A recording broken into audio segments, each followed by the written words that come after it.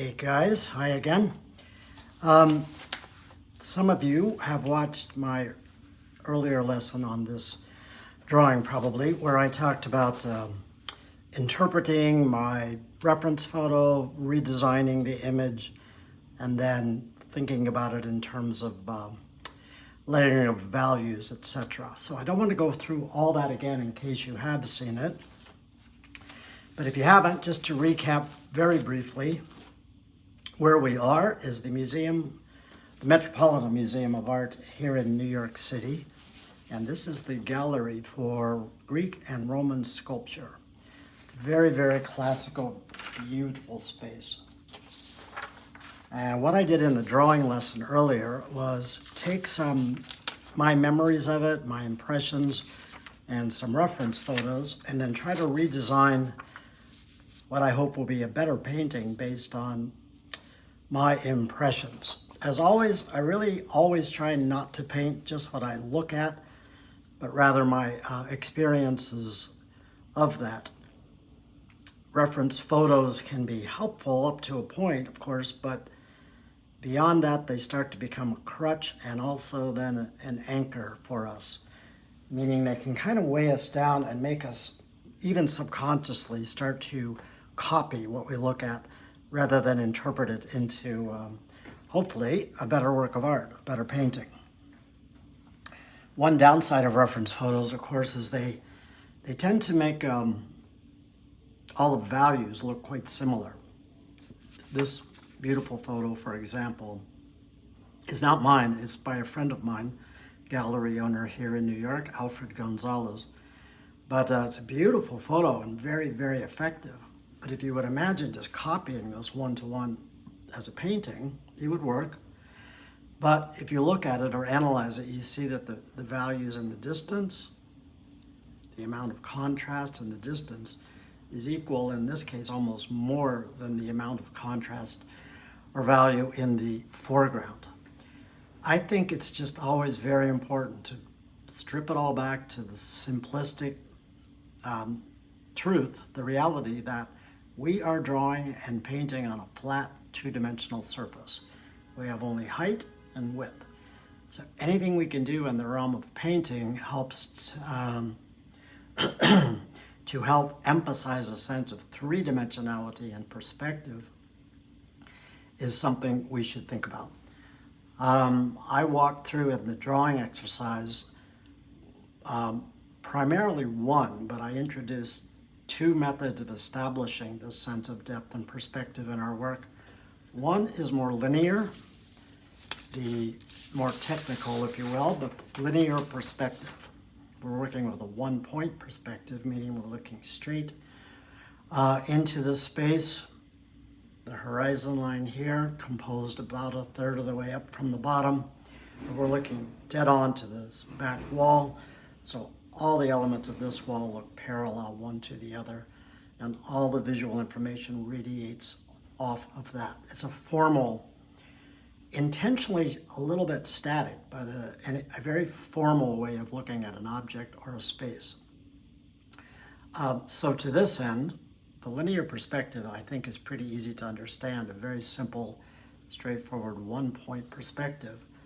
But what I'm trying to do is layer onto that, in addition, a layering of value, which I think is the more evocative, painterly and expressive way of getting across that idea of dimensionality in a painting. So what I'm going to try to do is interpret my visual information along this theory that I've worked up. I break all of my paintings down in my sketchbook this way before I start, and in my mind as a series of two sets of three things.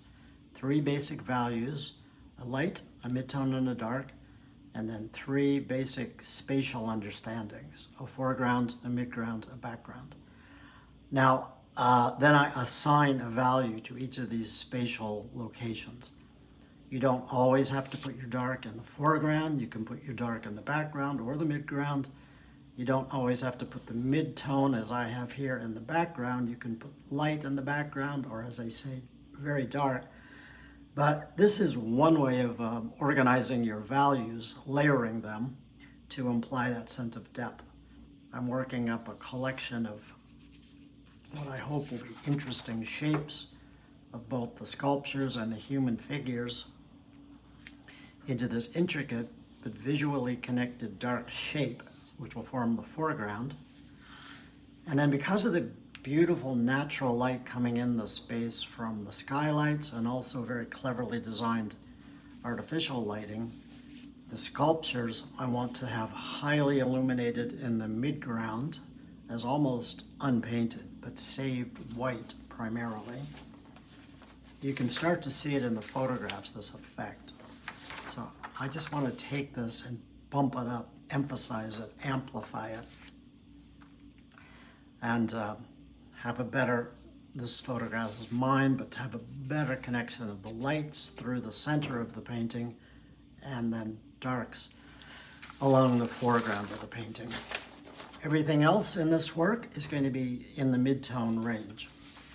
So essentially the container for all this activity, the architecture itself, beautiful, beautiful neoclassical room is going to be in a mid-tone, what I call the number 2 values, 1s being the lightest lights and 3 the darkest darks. But all of this background I want to really play down and neutralize into a mid-tone value just to act as a foil for all the bright lights and the dark darks. Almost always in your painting, wherever your lightest light meets the darkest dark, that's going to be your focal point, or at least that's where the eyes of the viewer are going to be drawn to most naturally and most assertively. It can be a spot, it can be a series of designs, areas or spots, or it can be a longer elongated area, which I'm trying to do here.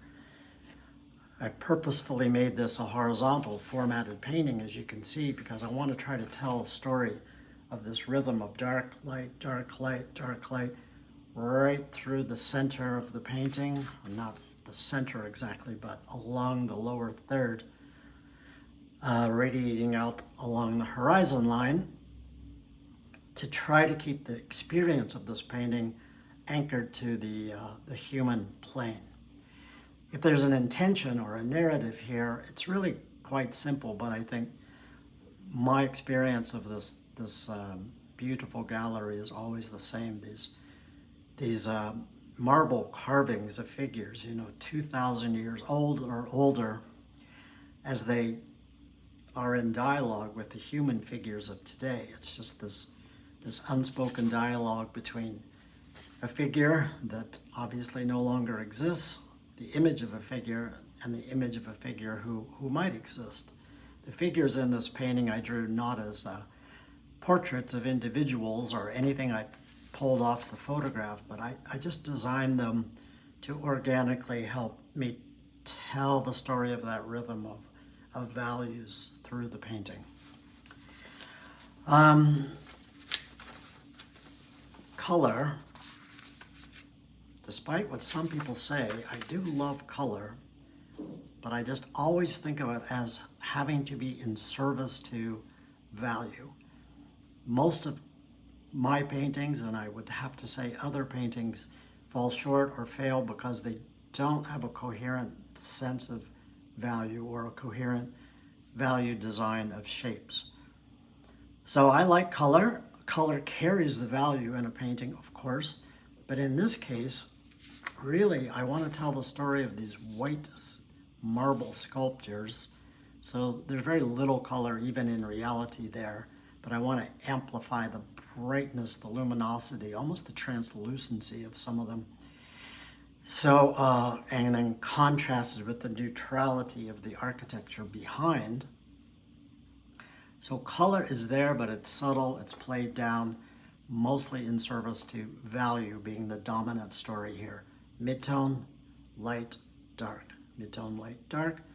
Yeah, there'll be some additional highlighted color in the figures, no doubt. As I get to them, it isn't really designed or decided yet. But overall, the figures, especially in the foreground, need to read as a connected dark shape. So it's really a story about layering of value. And if I can get anything across in this lesson, it is really those things that I've indicated. Your paintings as a story of value, to layering of value, to emphasize the understanding of spatial difference, foreground, midground, background, as a way to pull your viewers into your work and make them feel like they're part of your experience, not just looking at something, but genuinely feeling it, experiencing it along with you. All right. That said, I don't paint with just pure white or black paint. Watercolor being a transparent medium, the white, the light, of course, is already painted. It's provided for us all by the unpainted surface of the paper. So a lot of the light, all of the light, in fact, in this painting is going to be determined by how successfully I managed to save the light on all these sculptures and along the floor, etc., through the center of this painting. So much of watercolor is rises and falls on how well the artist is able to preserve the lights of the paper, either unpainted or shining through the lightly painted areas of transparent wash. So what I need to do now is think about how to start applying the color I am using to help preserve these lights. Some of you watching, I can hear you saying it. Why don't you just mask them out using liquid masking? And in this case, probably that would not be unwise. I don't use masking and not because I'm morally or ethically or in any way opposed to it. I just don't use it. I like sort of the challenge of preserving a saved edge, hand-struck edge. It also, and I'm not judging people who use masking, there are artists who use it beautifully. I'm really judging myself. I am not as good at using masking as others are, and it shows when the few times I've tried. It doesn't really sit well with how I paint. It doesn't look organic. It looks artificial. So I'm not judging it as a bad or a right or wrong thing to use or to do. I'm just saying that for me, it isn't compatible really with my technique. Not always anyway. So that's great, but that means I'm going to have to pretty carefully preserve the lights that I've established in my drawing by painting around them. I know from my pretty crude value study here, all the background, as I said earlier, is going to be mid-tone, more neutral. But I think I want crisper edges, of course, around the saved whites. And as the room rises, it can become more obscure, more wet, and less definitive. So I think the easier way to do that would be to flip the painting upside down, something I urge all of you not to be afraid of doing. And I'm painting, you probably can't quite tell on screen, but I'm painting on a pretty slanted easel, a tilted surface. I like to keep my paintings affixed to a board, but keep them loose so that I can turn them up, down, left, right, back and forth. Point is to be able to use gravity to my advantage to get the paint to run faster or slower or in the direction I want it to. So I'm painting upside down. This is just a beginning. I have to be a little careful, as I said, to paint around some of these edges. Edges in a watercolor are pretty critical. Lost edges, found edges, all of that. All is true, and I love my works to have a mixture of both.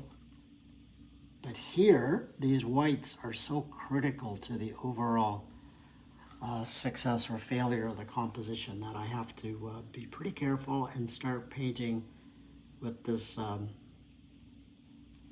fairly neutral blue-gray wash. This is just cobalt blue that I put a little bit of sepia into it.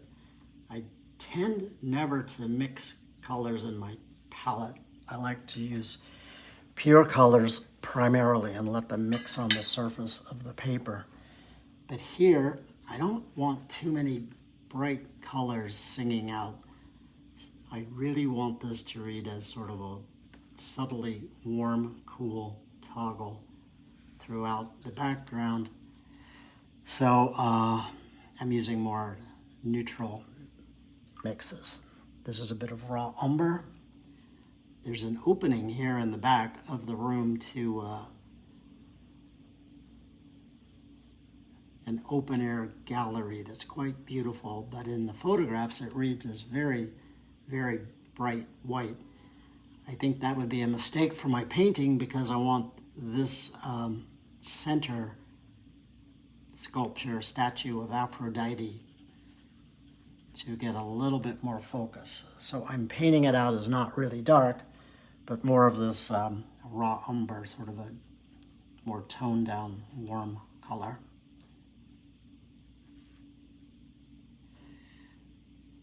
Do I have colors in mind? Not really. I mean, yes and no. I want them to not be too aggressive, so the cobalt blue, the raw umber are more neutral, warm, and cool. They're definitely complements, which I always paint in. And I always work my paintings up from the darkest darks to the lightest lights. This kind of painting I'm doing now is fine, but it's risky because creating an edge here that'll dry and leave a streak if I don't keep this whole wash going quickly. And because I didn't use any masking, which if I'm honest, I'm now wondering maybe I could have made an exception. But I think I'll be fine. It just means I have to paint quite quickly. So I don't want anything to dry and leave a streak or a mark that I don't want before it's time. Once I delineate the edges of the sculptures that are falling in the center of the space, I'll be able to be a little looser and messier. These larger sculptures that are in the foreground here, this figure, these figures, these guys, and these are going to be dark, so I don't really need to be too careful about saving them out as pure white. A little trick is if you're doing anything remotely like this and you don't want an edge to dry with a streak, a little mist bottle will just help soften the edge, keep it wet, and keep your bigger wash alive so that you can buy yourself a little time. Since that's so wet, I'm dropping in a little additional value. This is some Imperial Purple. My pigments are all by Daniel Smith. And just while we're talking about materials, I'm painting on Arches paper today. 300 gram or 140 pound. It's a half sheet in size, 22 inches by 15. Moderate size, not too dinky, but not huge either.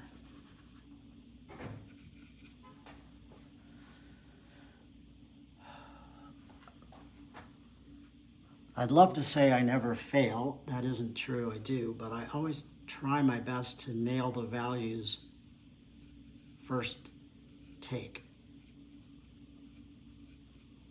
Obviously, you can go back and glaze over a wash, but this kind of wash where I've carefully done this negative painting around these shapes would be pretty hard to go back into and not end up with some pretty funky, overworked looking edges. So while it's still wet, I'm trying my best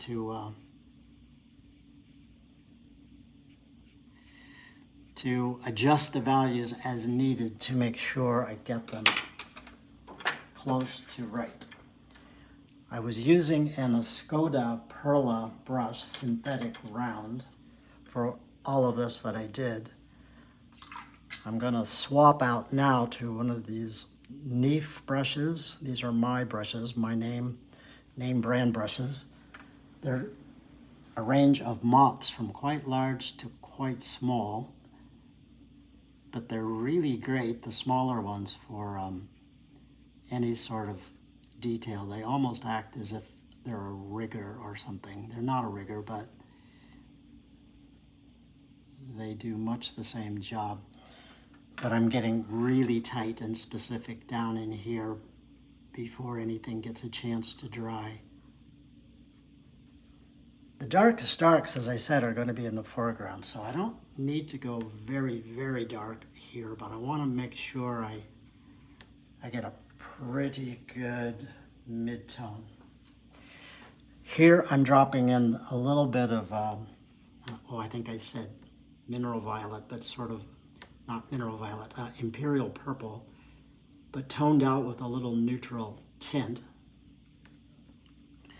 to just get sort of the smoky neutral color, and then modify it here and there with just out of the tube raw umber.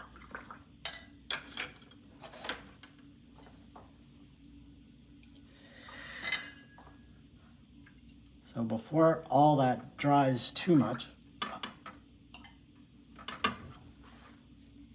this is another one of my Neef mop brushes, obviously larger. But before that dries and streaks, I'm going to start this large background wash.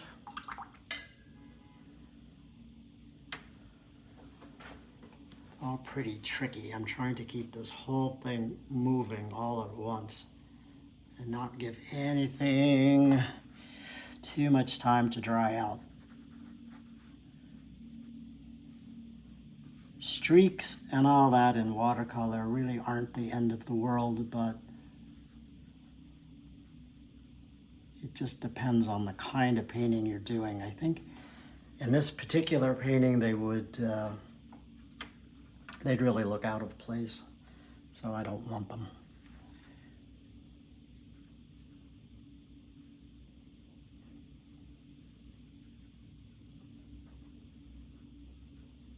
My internal monologue is, however, asking me, why don't I just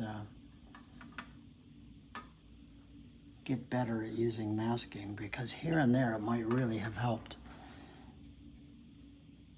But if I pull it off and it looks good, I'll be smug and say, see, I didn't need it. I am getting almost done with the edges that I need to save as white, so then I can breathe a little easier.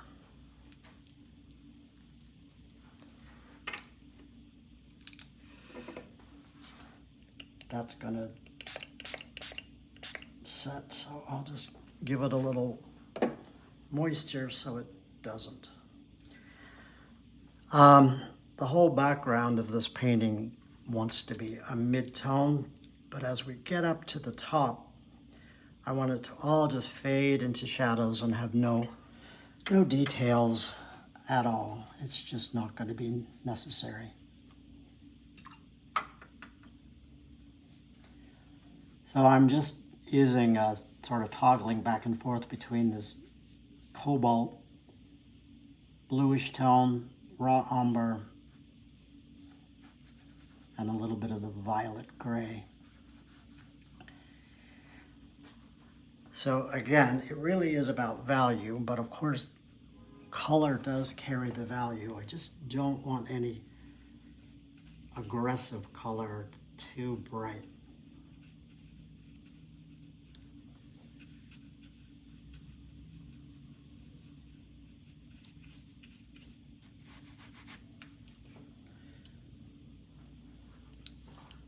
So far so good, but I'm not out of the woods yet. I've got to do a little bit more cleanup here on aisle 3.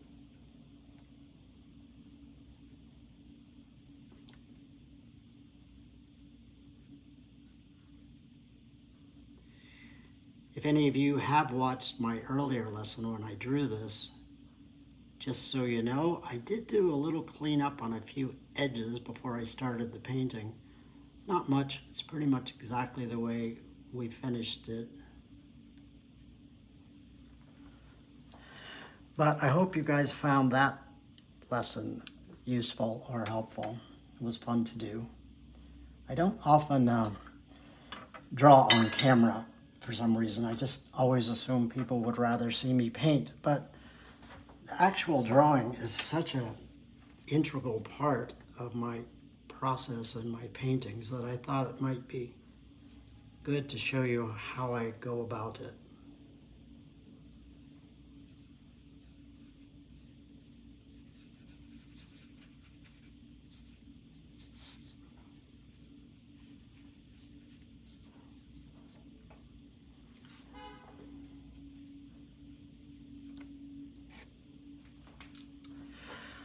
All right, this statue, as I said, and this is going to be dark, so I don't need to hold any edges from here on out, nor here either. I didn't need to hold that edge either. It's no harm, but it's all going to be pretty dark.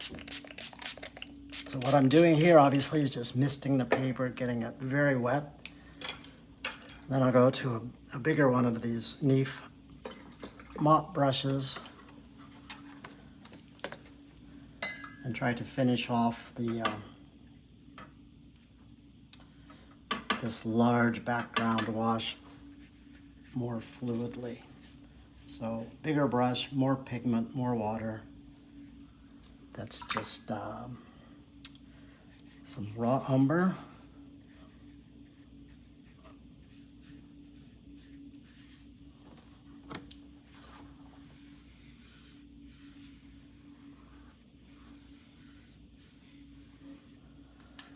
I let that area sit a little too long, so there's the risk of a bit of a streak, but it's not dry, so hopefully a little additional mist will help blend those tones in together.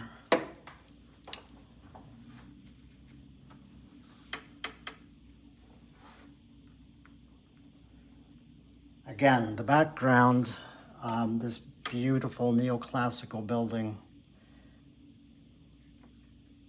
It's such a beautifully designed space, but it's so designed so discreetly with such taste. It doesn't scream out for attention. It really was designed to highlight the artwork. It's such a beautiful example of design. There is a skylight way up above, which I am going to leave out as a little bit lighter, but not save the white, because I don't want too much attention to go right off the top of the page. So I'm going to try to mimic the light of that doorway up here. At this step, I'll just drop in some undiluted raw umber. It's just a subtle bit of light. This is sepia, just a warmish brown. That's actually fairly cool, but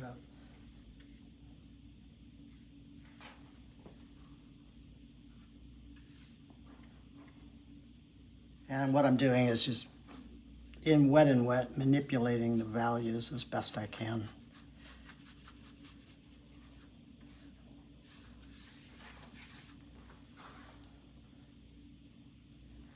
I wanted this kind of effect to go on, to sort of imply the architecture without really delineating it, but also just effects of light that happen back in shadows to keep them alive and interesting, so everything doesn't look too gloomy and dark and boring.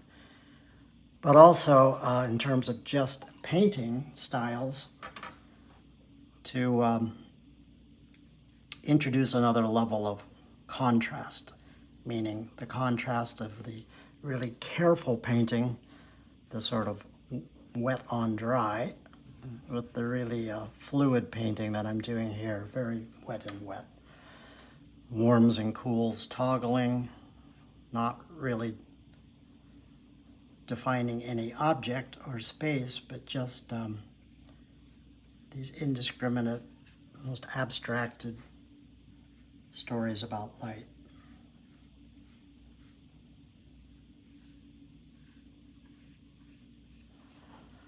So here, gravity, you can play around with. It's so wet, you can hold it up quite vertically, and of course, the more vertical your paper, the more quickly the paint will run, and that enhances or speeds up the degree to which your washes will bleed together.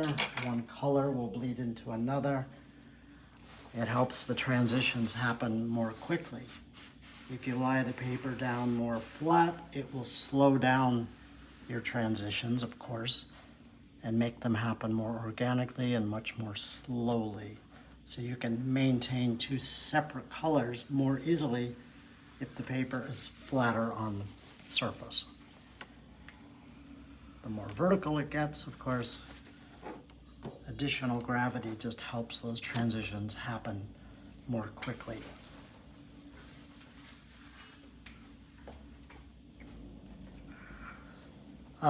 What I have to do now is wait a bit before I flip it back over right side up, because this very wet top edge, or in my case, the bottom edge, it's sopping wet, so it will bleed back up into the wet wash if I turn it over too quickly. So I want to wait till that sets. When the shine goes off the watercolor paper, it's usually safe to turn it over. This is just to siphon up the little bead of water that gathers at the end of a very wet wash like that, which also helps it from bleeding back into the wash, which you don't want.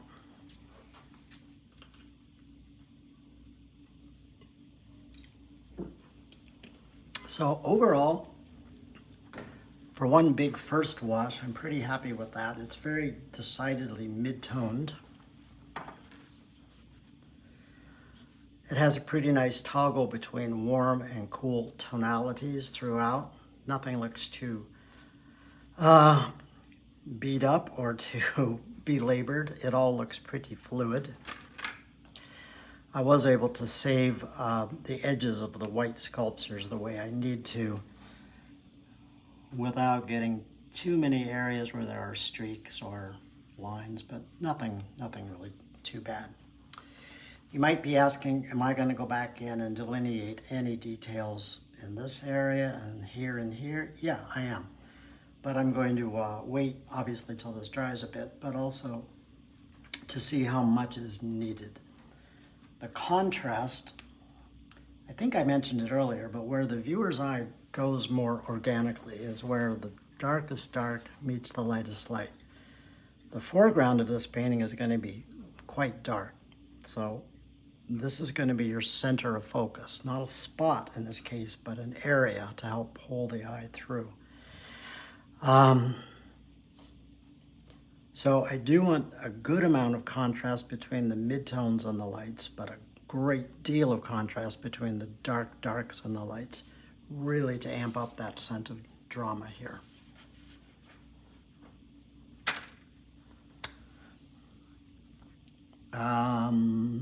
It's such a wet wash. I don't like to use hair dryers in general, because with a wet wash they tend to literally push the pigment in places you don't want it to go, and it can then dry with streaks.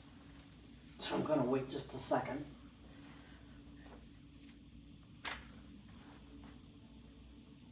If I were not here with all you guys, I would just wait and let this naturally air dry. But if for the sake of time, I will use a hairdryer and just try to speed it up. If you do use a hairdryer and your paint is quite wet, as it is here, hold it back from the surface so it doesn't blow the pigment out of the little crevices in your wash.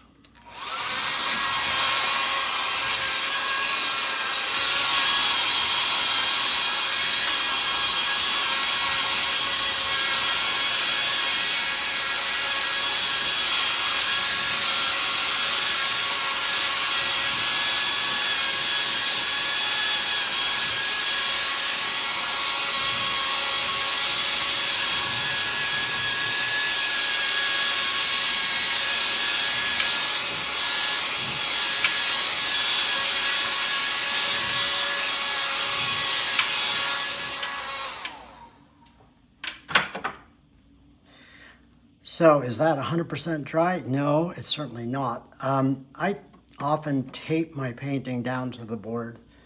If it's very large, I will moisten it, let it expand and staple it. But something a half sheet or smaller, I usually just tape it to the board.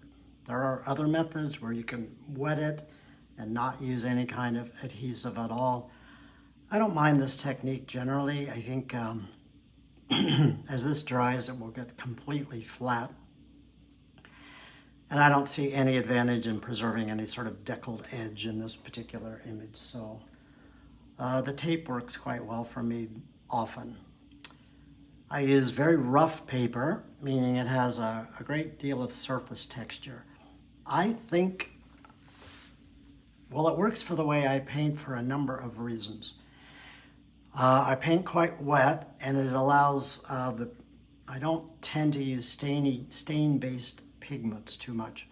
So these more sediment-based pigments tend to sink down into the little valleys and float over the little mountaintops, and you get that sort of speckled finish when it's all over, but it really helps enhance the sense of translucency, transparency, and the transmission of light.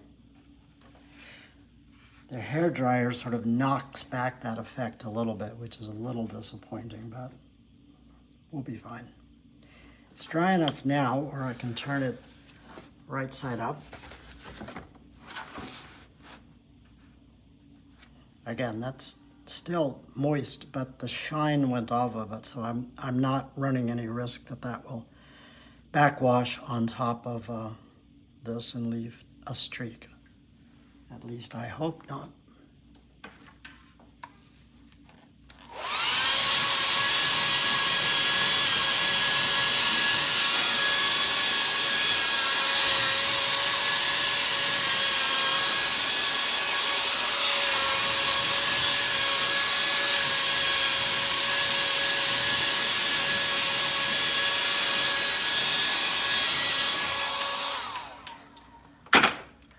Yeah, hair dryers too, if you use them too frequently or too aggressively, they tend to make your washes dry a little bit more flat and dull than if you just allow them to air dry. But, you know, you got to do what you have to do. So now I can start assessing next steps. I tend to work on my paintings from lightest lights to darkest darks. Almost always. As I said, the lightest lights, of course, are the preserved lights in the paper itself. The darkest darks will be mostly here. So right now I've just been doing nothing but midtones, and now I have to think about doing a glaze against the foreground that'll help set up the darkest darks. I want to preserve a good deal of pure white along this polished floor in the center. So I'm going to do a graded wash from clear water down to a little bit of tone at the bottom. It won't be the darkest dark yet. It'll just be sort of the foundation for it.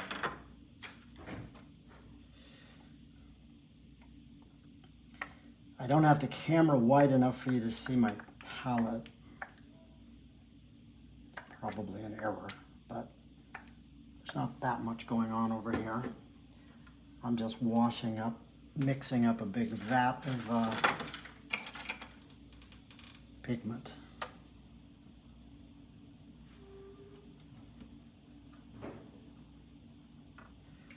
So if you want to do a fairly clear wash without a hard edge on it, start with clear water, which you can either brush on or you can mist it on. I don't want a hard edge there. I just want to add a glow and a tone starting from about there, darker as it comes forward. This will help the floor look like it's not a vertical surface, but a horizontal surface. And again, it'll help set up my sort of the foundation for the very dark darks that are coming. Let's start off with just more of this raw umber, just straight across. So you can see there where I misted the paper, you get this beautiful, very subtle transition. And here where I didn't mist it, it ends up with a hard line, which in some cases is just what you want. But it isn't here, so I'm going to mist it after the fact. And the end result is pretty much the same as misting it before.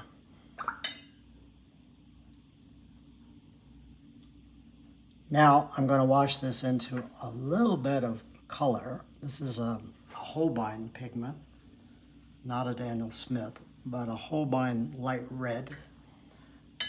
It's just a very, it's kind of like the cobalt blue of Worms. It's reddish, but it isn't a bright, assertive red like perylene or cadmium or alizarin. It's a nice middle of the road red, which is just what I want. And then I'm going to finish this wash off with a bit of ultramarine blue.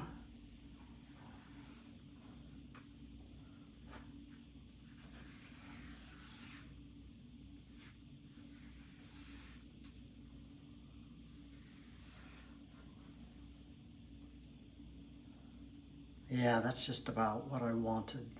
So it's just a very simple warm to cool transition.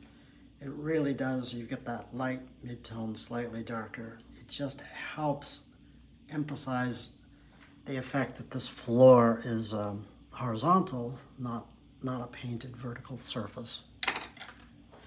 Something I do a lot in skies and in bodies of water, just to make them look like they're lying flat, or in the case of a sky, if you tone the top or the bottom of the sky a little bit darker than the other end of the sky. For example, if you make the horizon of the sky darker, it's good often to make the top of the sky a bit lighter. It starts to tell the story of that sky dome going over your head. More commonly, you'd leave the horizon area light, and it gets a bit darker as it climbs up.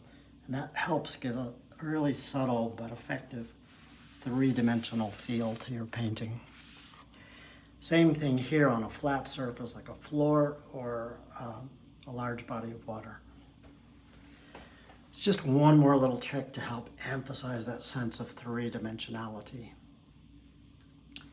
The other thing I'm doing by doing this is allowing a little more time for my first mid-tone wash to set up and dry, so I can assess how much attention I want to give it as far as any extra painting or detail. Some, but not too much.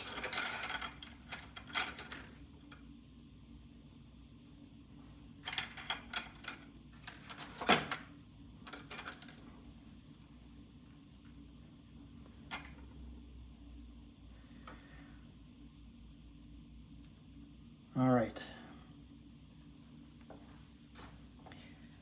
Not sure how dark to go back here. It's kind of a delicate balance. I want to add a little suggestions of detail, but not, I don't want to render this like an architectural or technical drawing. So I'm using this Escoda 1/2-inch flat brush to just somewhat informally scrape in some suggestion of detail and a dry brush kind of application. so that I don't render it all the way down.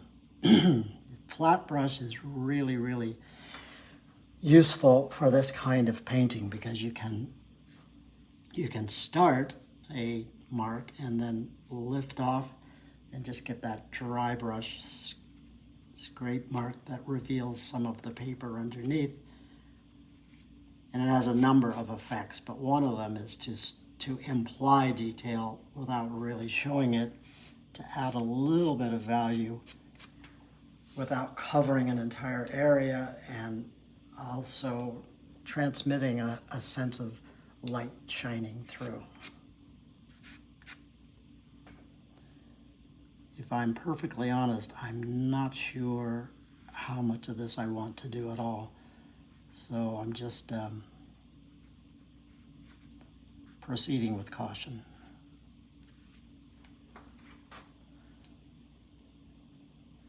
Yeah, so I definitely want some sense of the architecture to be visible, but I don't want to make a big deal out of it, so I'm trying to keep it fairly impressionistic and suggestive.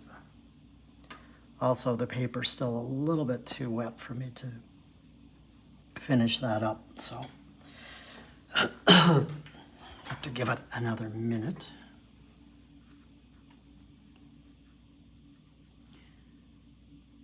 These two beautiful matching neoclassical doorways on either side, a little closer, so on the one hand they could handle a little more detail, but you don't want them to jump off the page and demand too much attention. So pigment-wise, I'm making them ever so slightly darker than whatever I'm doing back there.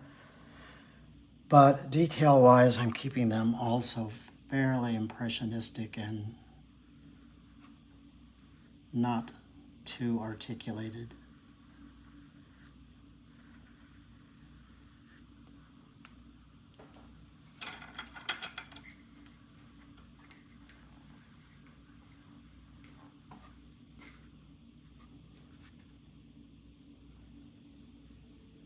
Certainly, it's not the only way to do architectural details. I mean, there's never a one-size-fits-all for anything. It's just you have to decide what works for your particular painting.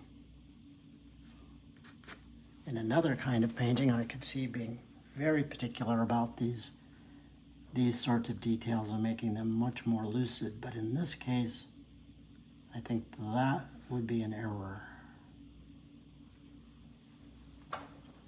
So something like that, I think, is probably enough. It gets the idea across without over-detailing it.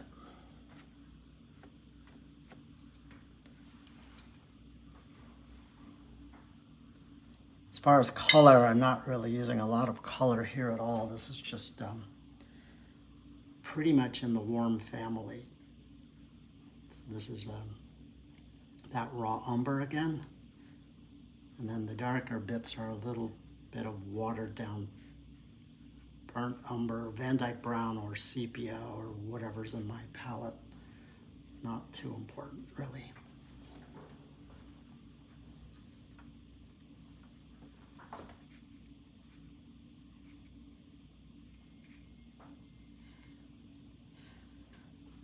I guess I don't really think too much specifically about color. I think more about, obviously, I think more about value first, and then about whether it's warm or cool. A warm tone, a cool tone, or a light tone or a darker tone. That's what goes through my mind.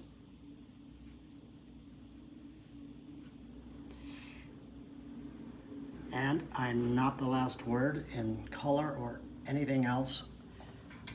If that philosophy doesn't work for you, feel free to reject it. I'm fine with that.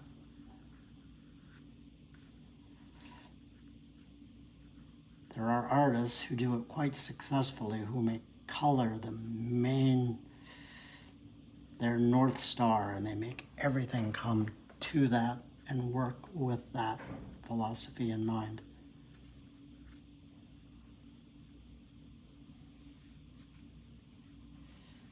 And there are paintings where it's much more important to me. In this one, though, it's really a value story, so.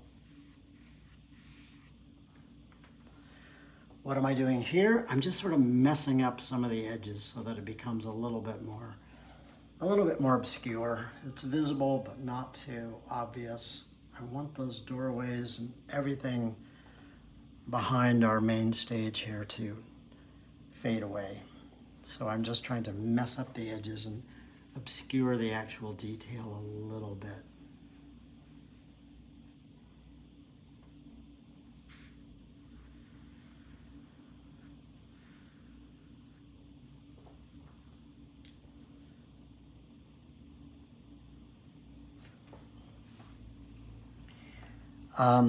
I can see, for the record, that I know that when this is nearly done, I'll be putting another wash over the back of this painting where I'll shade out some more of the extremities, hopefully leave this almost untouched, but I can see where the top of this, the edges are going to need to be a little bit more saturated and a little bit more clarity in the skylight and the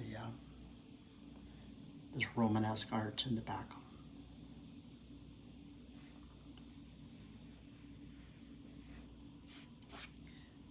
The Metropolitan Museum is so glorious.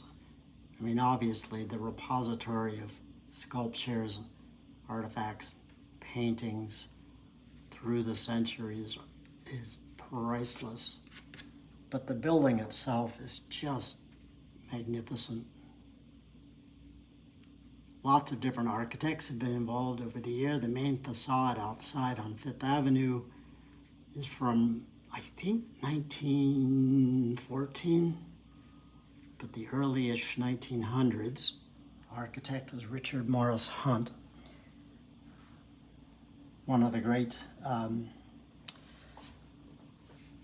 architects of lots and lots of iconic buildings in New York. And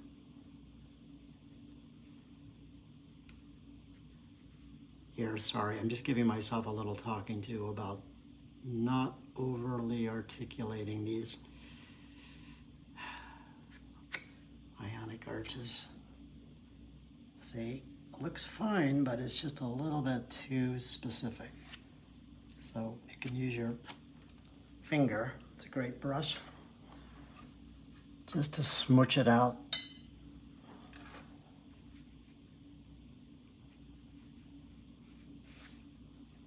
Using this really cheap 1/8" flat brush to indicate the top of the cornice here.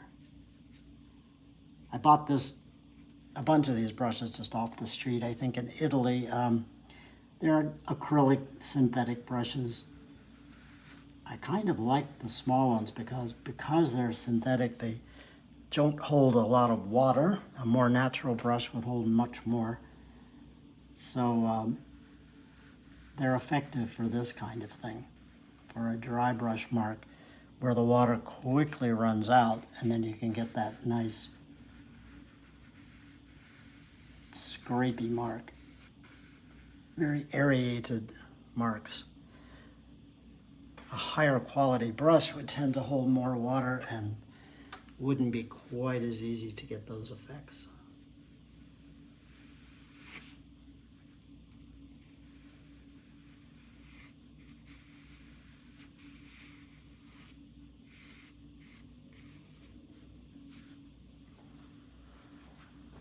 So that dry brush kind of start and stop effect is really what I want, because I want the detail to just emerge ever so subtly from the mist, if you will, and not be too dominant.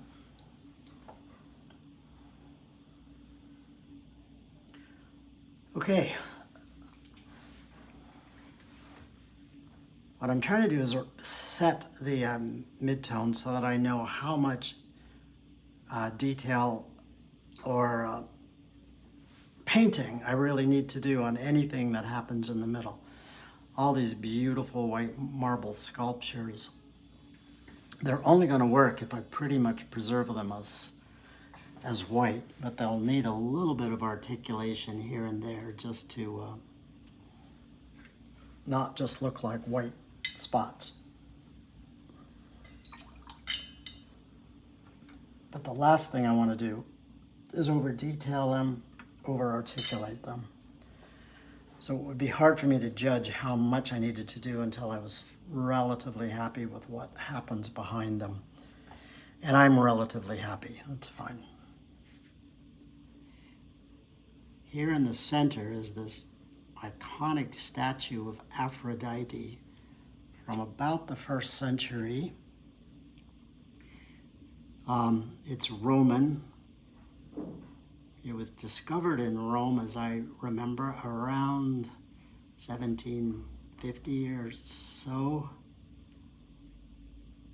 Went into loads of different collections, was in the UK for a long time, and it vanished from public view for many years. But it's reemerged, and it's on loan now to the Met. So she's taking center stage.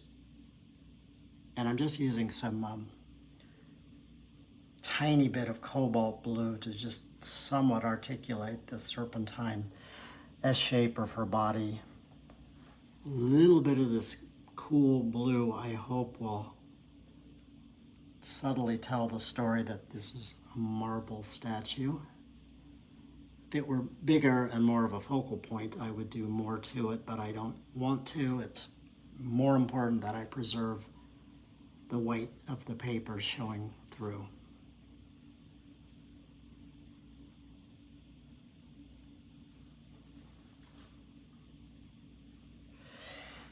So, as I said, part of the big story, if there is one here in this painting, is, as in all my work, contrast is the thing I go for.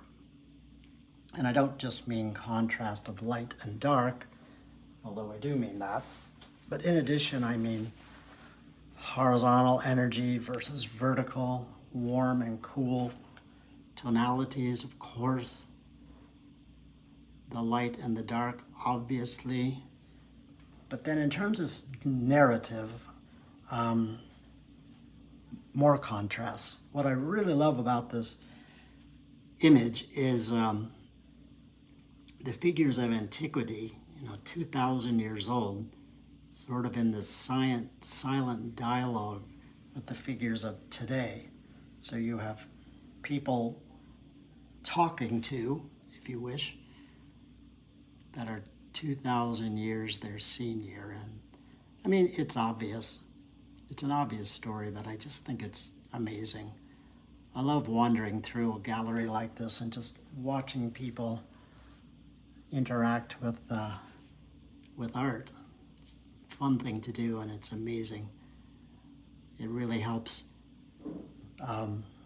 these timeless classic sculptures sort of come alive. And then the contrast of the mobile with the immobile and the static versus the kinetic. A very simple, easy way to do stonework is a toggle between warm and cool. As some of these shapes get nearer, I'll use a little bit of the same cobalt and then contrast it here and there with a little bit of the raw umber and or a burnt sienna. Something warm, something cool.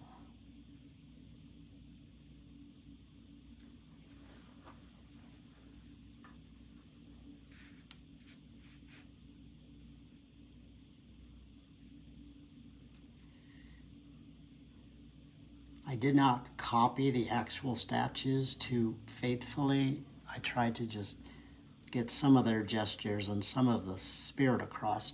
Similarly, I didn't draw portraits of individual figures visiting the museum. I just tried to use the spirit from the various photos I had in my memory of being there, and I just made them up and I composed them compositionally. I designed them into the work so that the values they were going to have would help sell the story.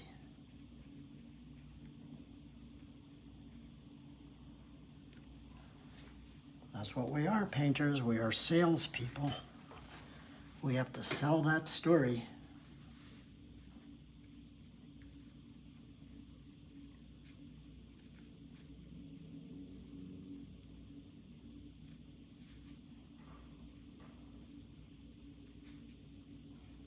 So here we're right down in it, right down to the very bottom.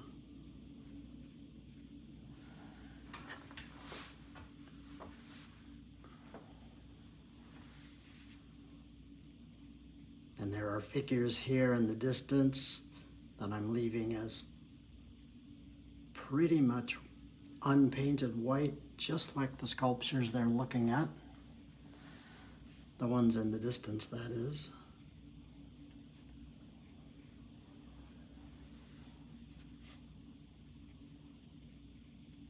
Be a different story for the ones that are close up. For these, I'm just using one of these small Neef mops. Just painting shapes.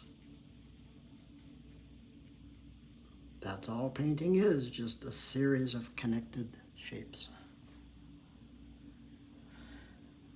They don't have to be physically connected, but they need to be visually connected in order to work.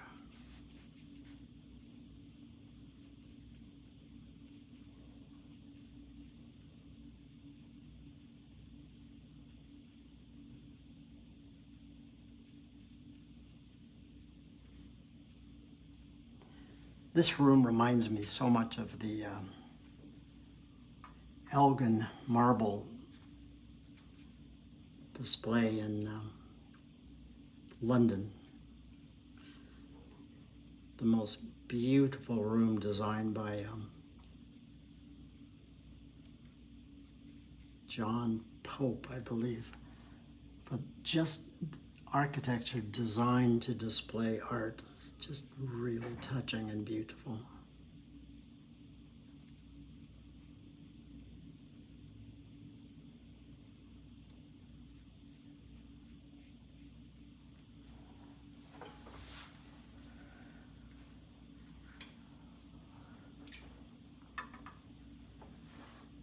So I'm working here now all in the area of lightest light. So I'm just, with every brush mark, reminding myself that every bit of tone I put down subtracts away a little bit of the light. And am I okay with that? Yes, up to a point, but I know that the light is the story. So any mark I put down, I have to be okay with, because I know it's taking away some of the ultimate light that can be there. With watercolor, you can always subtract away light, but it is pretty hard to get it back once it's gone. Yeah, there's scraping and scrubbing and adding opaque. None of that I'm opposed to, but nothing looks quite as good as if you're able to just save the white from the beginning. It's always, to me, the most beautiful effect.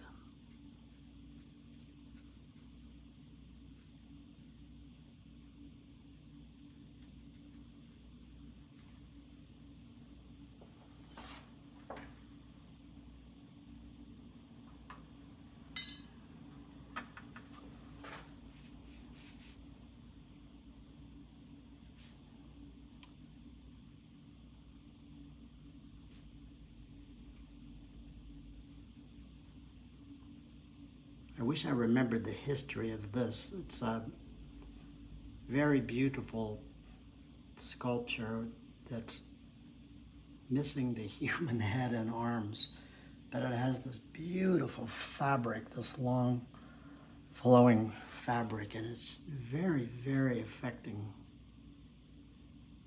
So I wanted to leave it in, but in overall light area, I think this statue will be dark, these figures, I may change my mind. Maybe the bottom of it will be in darkness. That will have to evolve.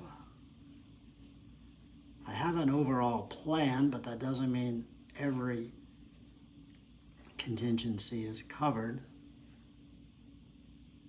Some of it I have to design on the fly.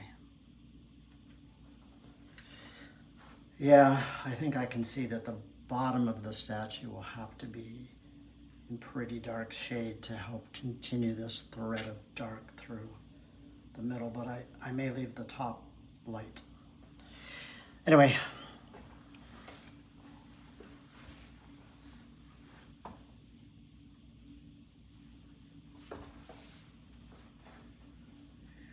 I love to finish my paintings whenever it's possible, and it usually is, all in one sitting, even if they're very complex and large.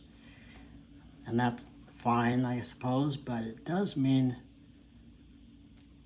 drawing time.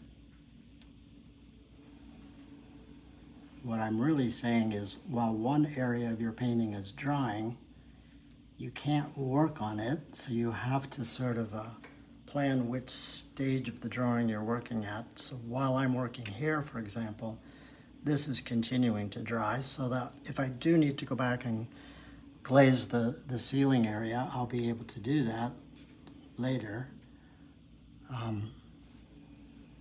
Yeah, I mean, I know that's obvious, but it's a very big deal when you're painting and you want to keep moving, but you can't go back into an area if it's too wet.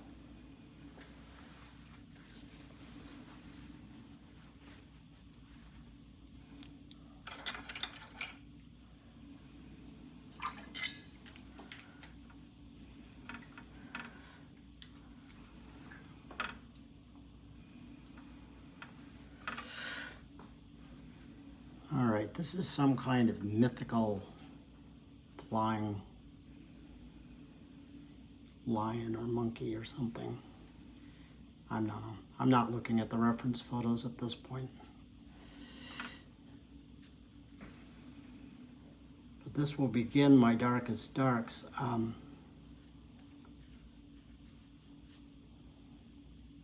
This is right out of the tube sepia.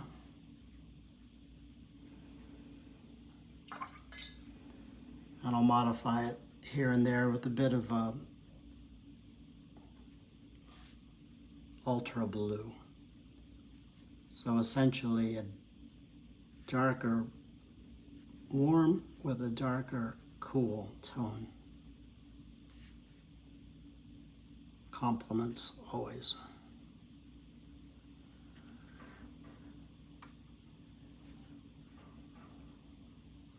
I have no problem using little bits of white paint to add highlights, but, well, I say I don't have a problem. I sort of do, not in a sense of being purist. I just think it can look a little artificial.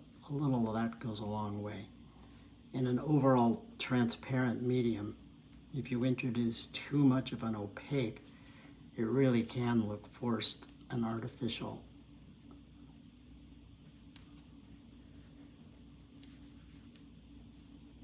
So I tend not to use white paint, or if I do, very sparingly.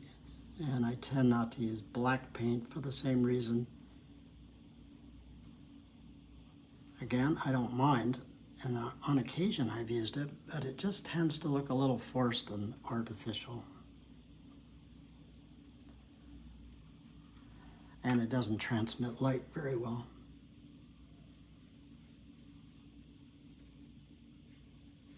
So there is a figure here that's going to bleed into this stand upon which this sculpture is sitting. So all this can read together as one connected, darker shape.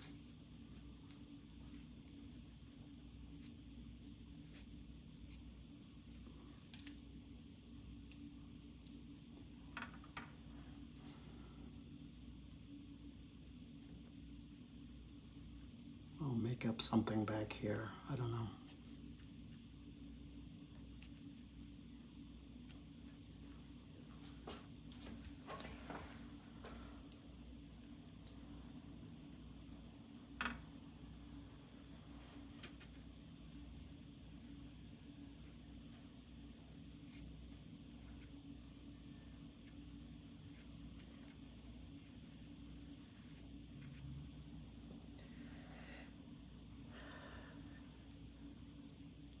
In the drawing portion of this demonstration, I talked about adding figures to your painting. So again, I didn't copy these off of a reference photo. I just made them up as I went. And I tried to work figures in an organic way, meaning a group of 3 single figures here and there, groups of 2, group of 4.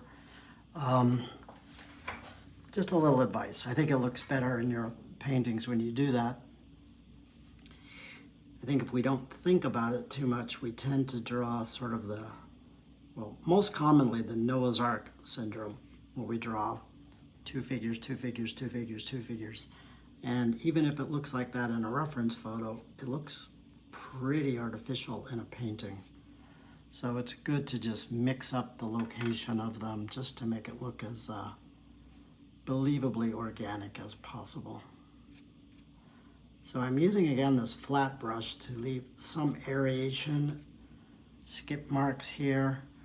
I want to work that figure into the dark, shadowy foreground, but I don't want it to be an altogether giant black shape. So I want it to look a little bit more mysterious and connected.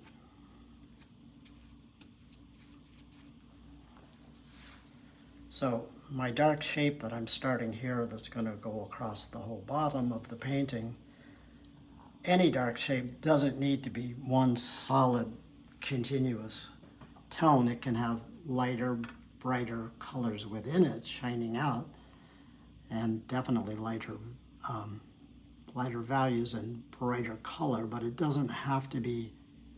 It can hang together as long as dominantly it's dark, visually it's connected, and I think the leading edge of it, where it meets the lightest part of the light, is for the most part consistently dark.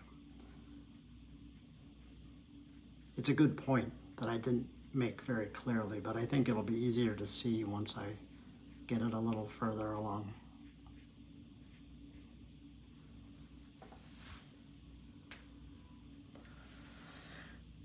I guess in briefer terms, I'm just saying even a big dark shape can have some variation within it. Lighter bits, lighter colors, brighter colors even.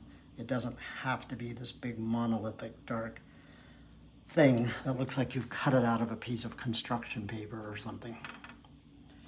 I'm painting with my right hand, so logically I'd paint from left to right. So given that, I should have started on my left-hand side, and I can tell you I never do that, even though it would be smarter to have done that.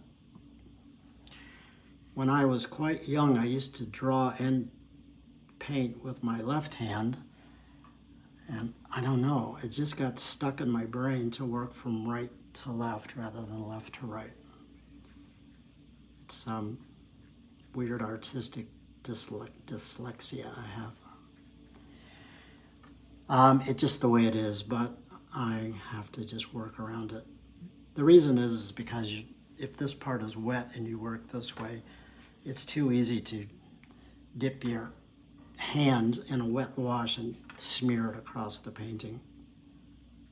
You can preserve the lights and the cleanliness easier if you work in opposite the way if you are right-handed from left to right or left-handed from right to left, but so be it.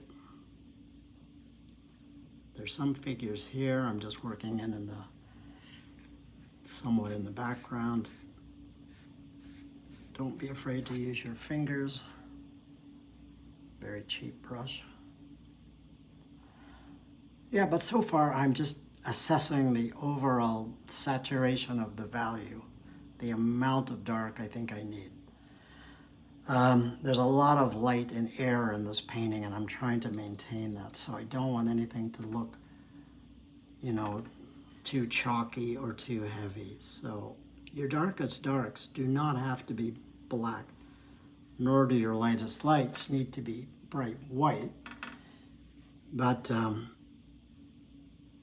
coherent value range within your painting is pretty necessary.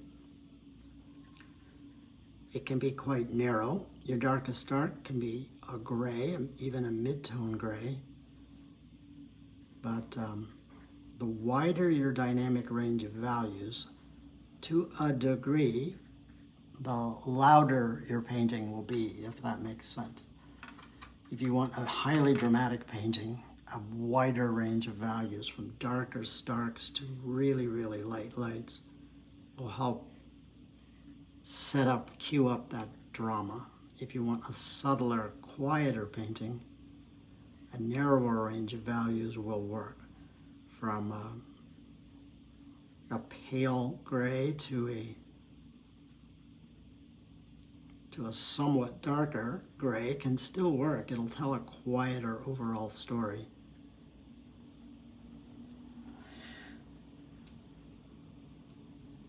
Okay, here I'm really a bit resistant to these reflections that are so ubiquitous in watercolor. However, in this case, the floor is quite shiny, and it's always a good idea to connect your figures to the painting, either with shadows, reflections, or something, so they don't look like they're just floating in space. So I am giving in and showing vertical reflections. I think the verticality of the reflections will help speak to the verticality of the architecture, and that'll hopefully be a nice, satisfying contrast with the overall horizontality of the painting. So I'm giving myself a break. There's very little color in this painting, obviously. So here in some of these figures, even though if they're dark, I did an overall wet wash of sort of the blue-gray, and I'll drop in a little bit of manganese on this guy, so it's, hopefully not too jarring, but just a little bit more chroma, a little bit more intensity of color, but the overall value holds consistent as dark. And that is a good way to show sort of implicit color on a figure without having to go in and render specific pieces of clothing. If you paint the tone that you want the figure, the overall base tonality, while still wet, then you can just drop in some other color and let it run organically. So his little daughter, I think I'll give her something warmer to wear. Yeah, here I dropped in, you can see a little bit of just neutral tint along the leading edge just to help enhance that reflection or contrast between dark and light there.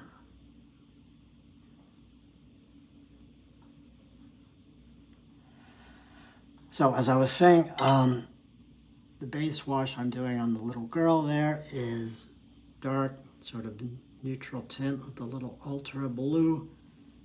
And this is it's a Mayan orange by Daniel Smith, sort of a reddish orange, very transparent. But there again, just like I did on him, but in a warm tone, it'll give her a sense of color in her clothing without actually having to paint it all in maniacally. I want these figures to read as shapes of value more than anything else. And so far that's working. She's walking, so this leg is up off of the floor. This one is attached. So I really want those reflections to connect to the figures. So nobody looks like they're floating.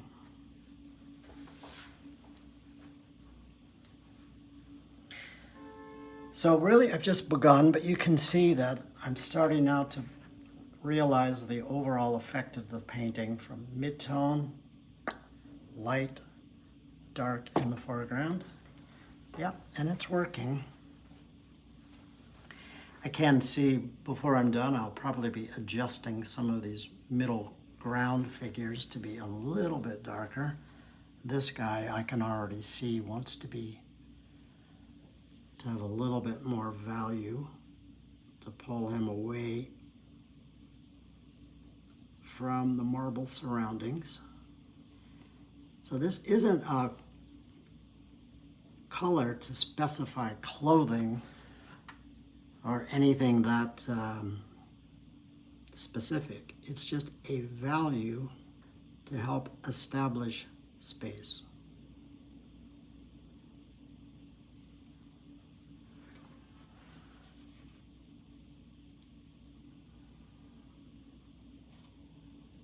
Kind of a careful balance. I don't want him to look too forward, but I think he'll be okay. By that I mean I don't want him too dark. I'm just trying to layer values, so subtly receding as they go into space is the way to go.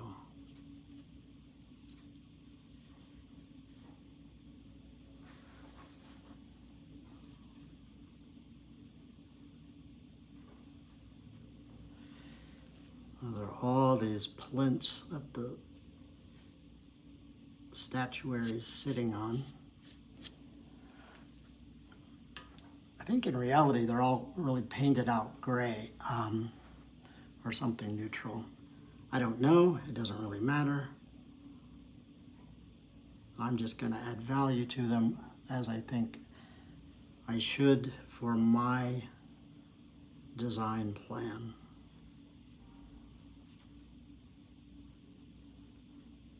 Again, not trying to be accurate so much as true to my painting.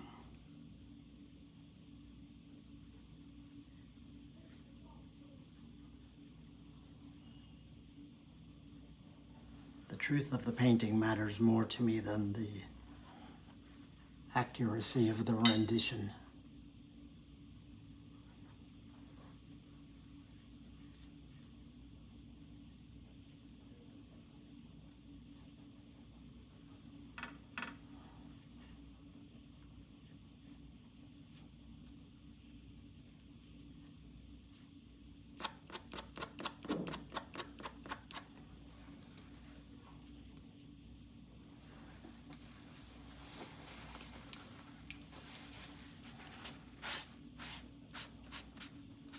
Something is a little too strong, you could feather it out with a paper towel or something to make it not go away, but just a little less aggressive.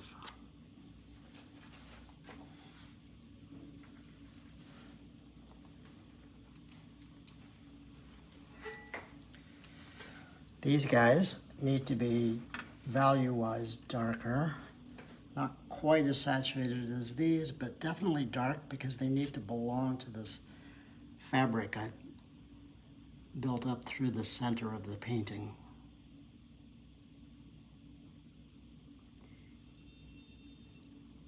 Another good tip I think is fair to say is when you're drawing figures in groups, even if it's two,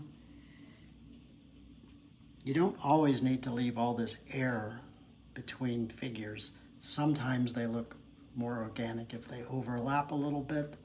It implies one is standing slightly in front of another, and then they read together as a more interesting composition.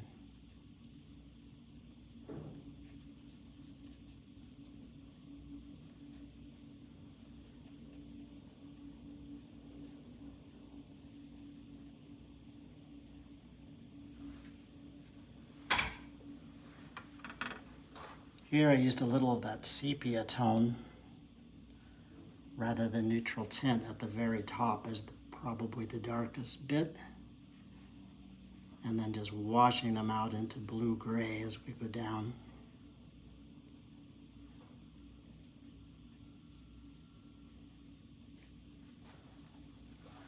Trying to keep them not overly detailed, not overly specific, but more general in nature.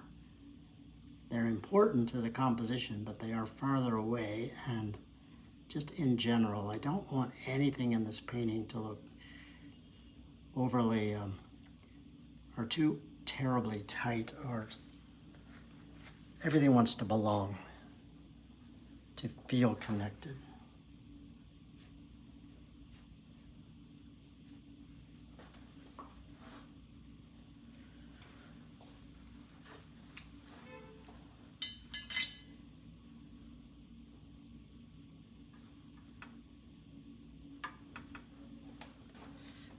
I think I will drop a little bit of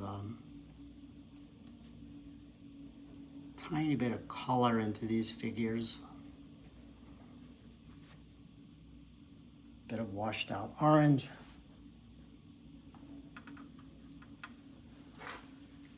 A little bit of slightly diluted teal here. What I'm trying to do is maintain the value, but because of the localized color, pull them a little forward of the more neutral background, and also just enliven the painting ever so slightly. But that's pretty good. That's what I would call it is part of my darkest darks, but on the lighter end of that spectrum. So within my darkest darks, a sort of a mid dark. Yeah, that's pretty good. The base of this wants to be dark, I believe, and then I'm going to cast a strange shadow on this statue. I think that will work, or maybe just a blend from light to dark, maybe is smarter. These guys will be dark, this whole thing will be dark, and that guy. And then most of my dominant darks will be complete.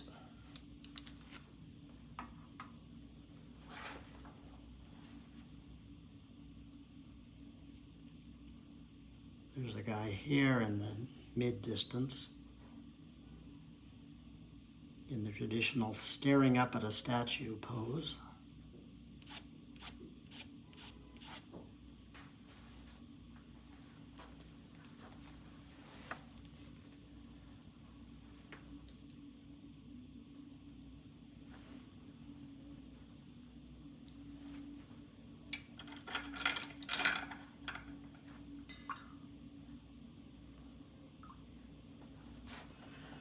All right, I'm going to maintain the top of this statue as light, and then the bleeding into the base as dark. So to that end, just glazing it with clear water.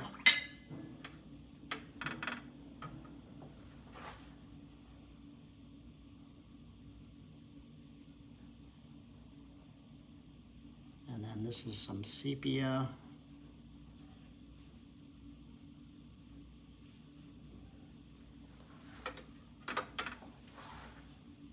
Ultra blue.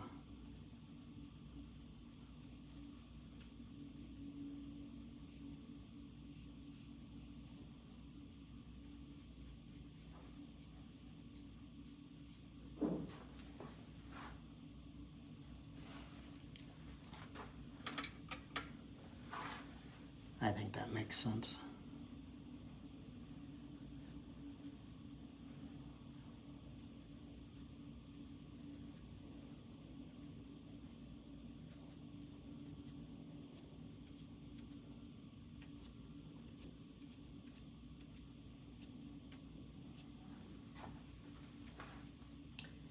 Yeah, I sometimes paint up from the bottom. This adds a little bit of both value without running a wash, and a little bit of aerated texture as well. I usually do that very near the end.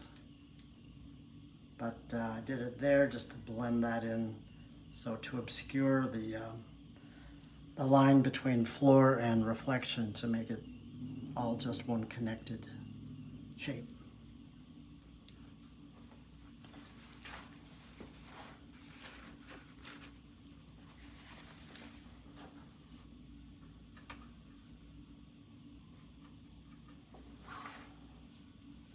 Yeah, I like it well enough, but I think it really wants a little bit more saturated value. So a little bit more ultra.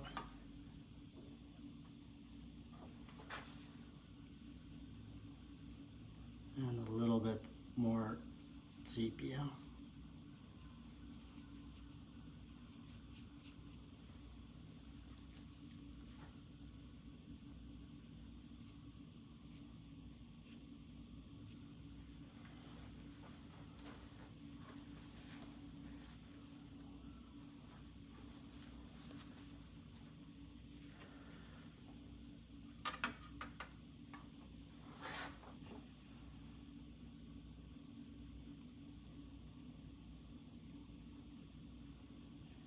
So here I've indicated a group of 3 friends at the museum. So not intended to read again as portraits of specific people, but just an imaginary grouping of strangers that I don't know.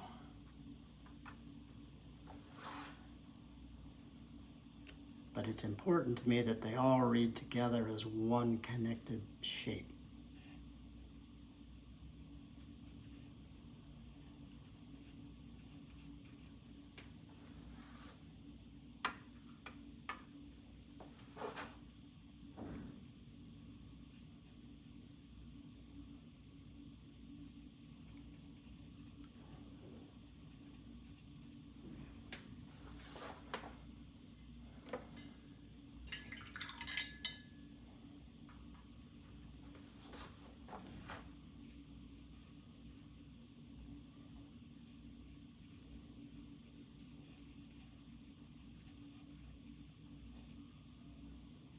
So what I've used here is neutral tint, ultra, cobalt, I don't know, just toggling between cool and warm really. Concentrating here more on the overall shape and the overall value of the shape.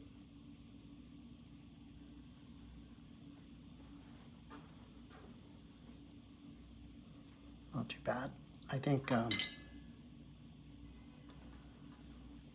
little suggestion of color wouldn't be lost here, so I'm just dropping in a bit of this Mayan orange on that figure and just let it run, do whatever it wants.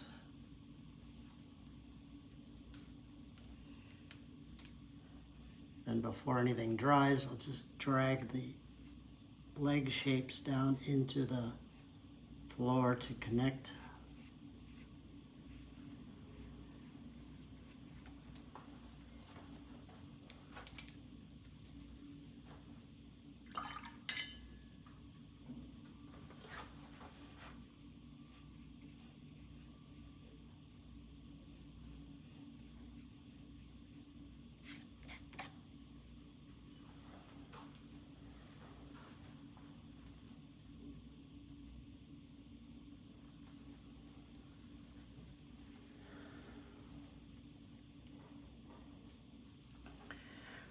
We're pretty far away from the center of focus now, but to sort of frame this out, there's a tall standing marble statue here, which wants to be dark, but I don't think wants to draw too much attention to itself. So I'll be a little sketchier with paint application, I believe.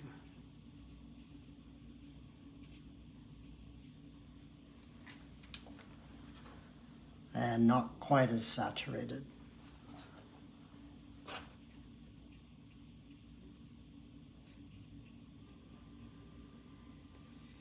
So it's a bit more of the ultra blue mixed with some neutral tint that was just lying around in my palette, and then some raw umber at the top, so it's darker but not super, super dark.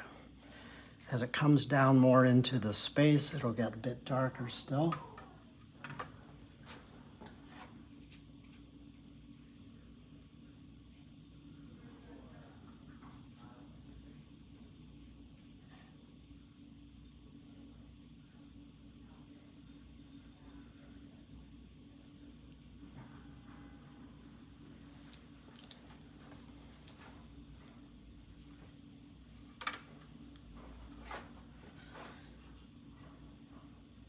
Then it'll bleed right into the platform that she's standing on, and that will bleed into these people here. So this all will hopefully visually connect into one shape.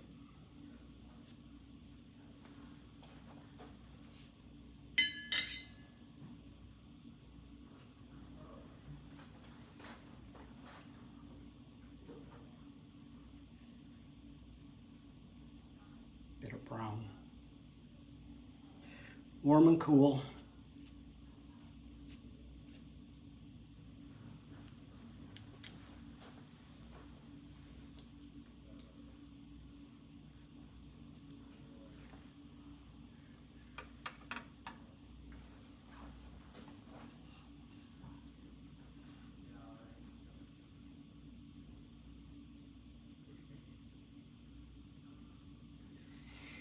Finally, there's a guy here at the extremes, running late to meet his friends.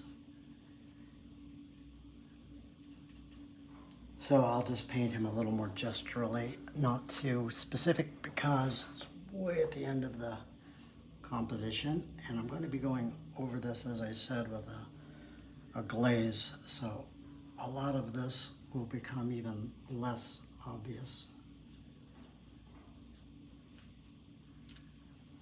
And just let him blend into the shadowy area.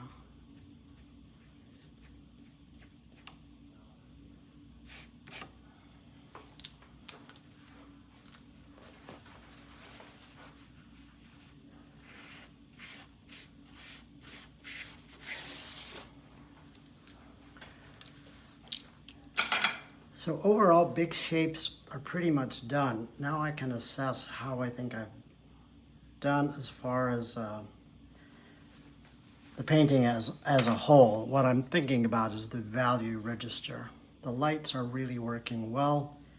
I don't think the darks have quite enough intensity yet, nor do they feel entirely connected.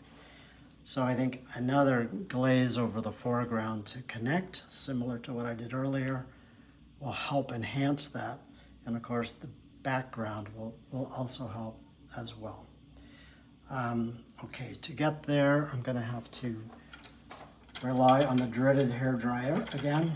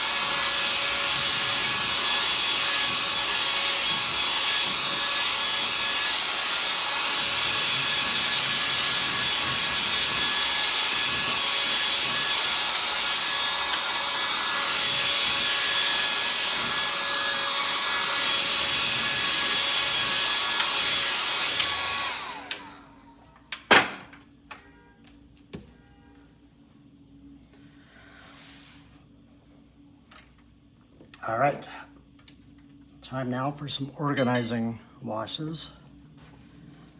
Again, I want to do a big, deeper wash over the foreground. I don't want a hard edge, so I'm just going to mist through the middle to save the light.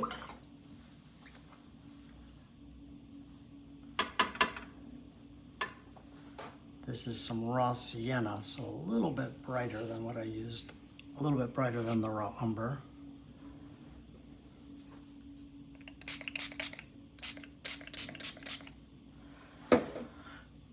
And I'll go directly into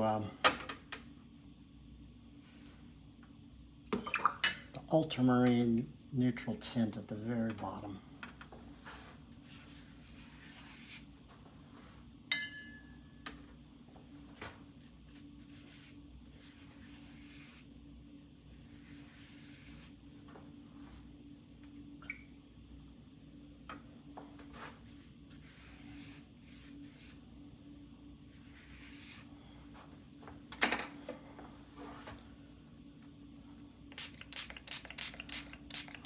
This just helps the tones transition more organically, smoother, a little bit of gravity.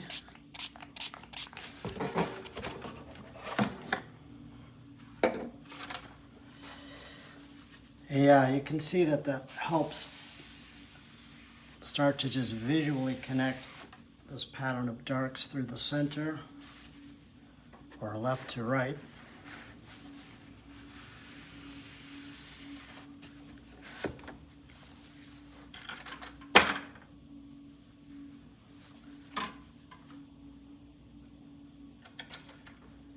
Then even before that's dry, you can start to articulate that wash a bit if you feel like it. This is some sepia,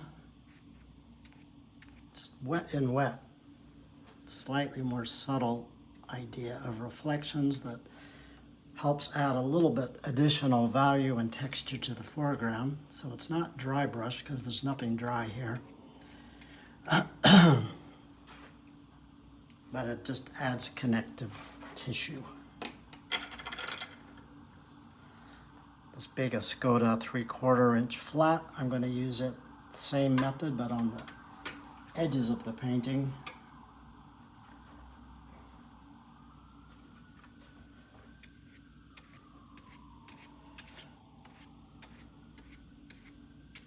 Additional value and just connections.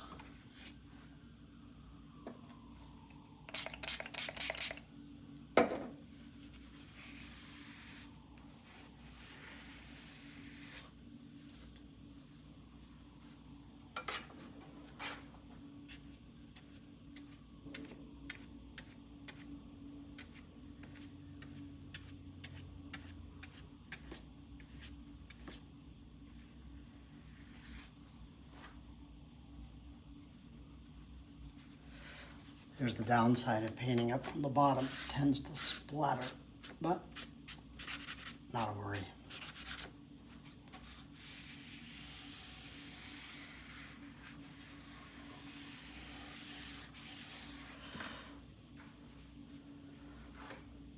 So that's improved already. I want to do a similar effect, but a sort of an overall halo effect in the background. Not as dark, of course, but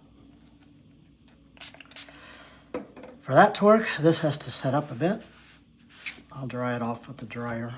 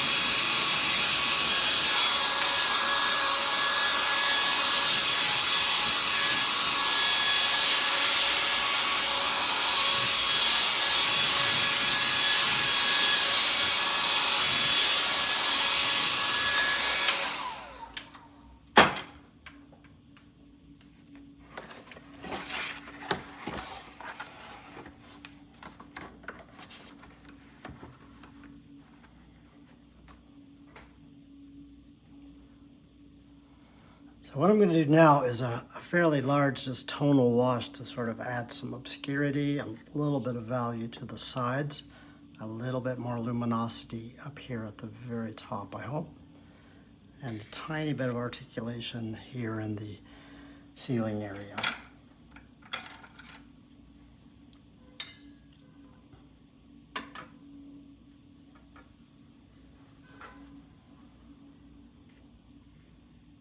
This is just raw umber.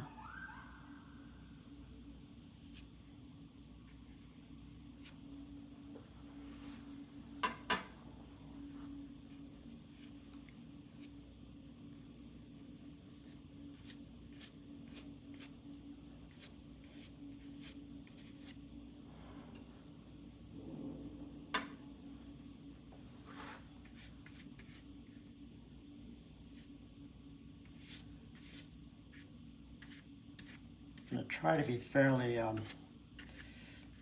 not too literal about this and a little bit more suggestive, blending away some of the edges and implications of actual detail to just make it a little bit more obscure. But I do want a sense of this big skylight up above, mostly just as a way to add sort of a rhythm of light reading through. Yeah, that's good enough. Now on the sides, I'm going to add a little bit of light just so that I don't end up with a hard edge. Swap back to a bigger mop brush.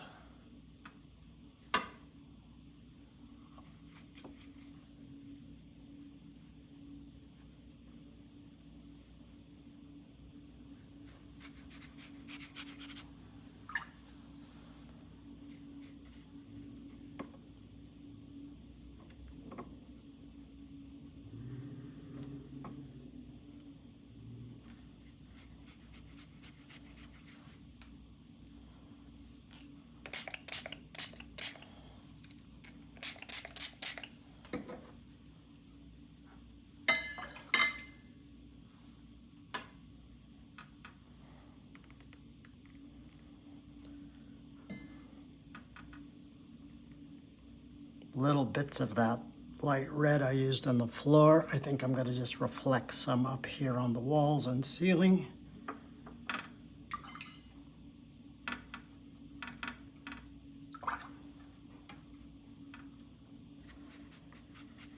And then some violet gray to finish it off.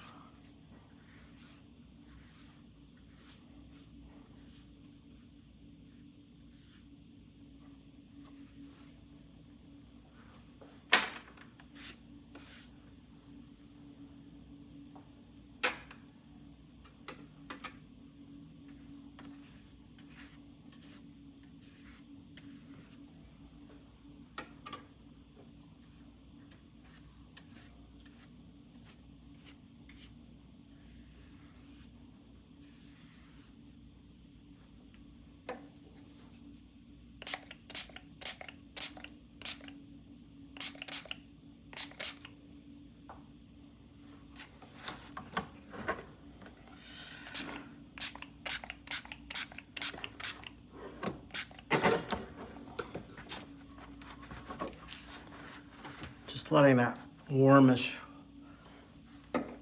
red tone run together with this more dusky violet for some hopefully subtle but effective articulation back in the shadowed areas.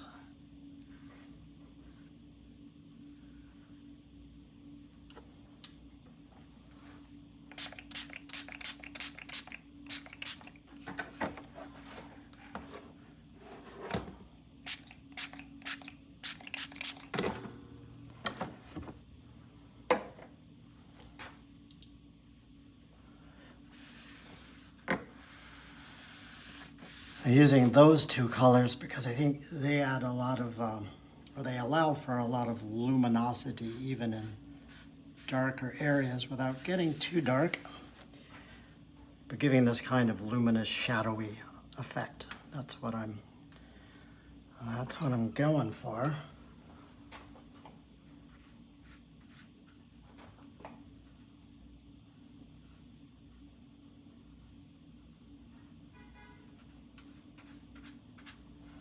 Same thing on this side. Don't want any hard edges down here, so I'll just mist it off.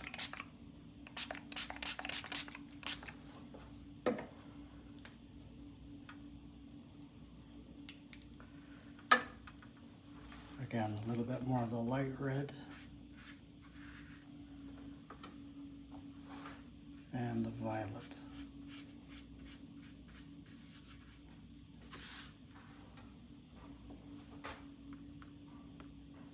Just dropping it in here and there just to enliven the darker areas.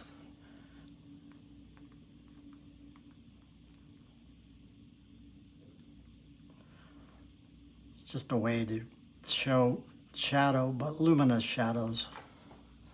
You can add a little gravity, let that kind of stuff run together so it doesn't look quite as chaotic.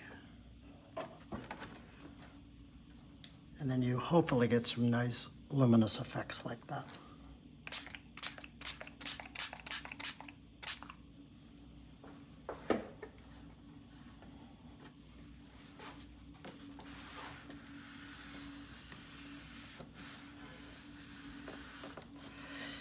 All right, all is well, but some edges are starting to look funky, we don't like.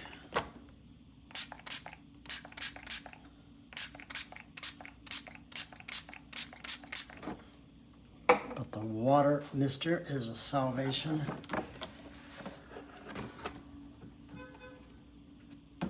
And gravity.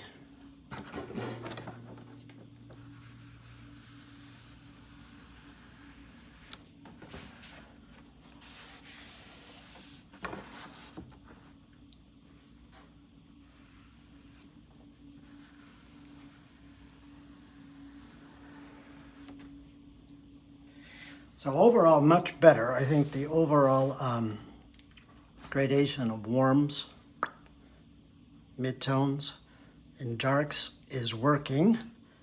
I think, again, a few much more darks. This figure wants to be much darker, and maybe little bits and pieces here and there to really bump up and emphasize the foreground is still needed. Nothing's wrong. I just need to add a little bit more intense value to beef up the drama. I'm much happier with the overall read of the background. It looks like an architectural space, but it isn't. I don't believe it's overly articulated or too detailed in any way. So I would do that now, but I really want to let this set. I don't want to hit it with the dryer because I've got a lot of nice granulation here to play up the luminosity. So I think I need to allow this to air dry. So I think all the major elements are there, guys. I will finish it off later and obviously post the final painting.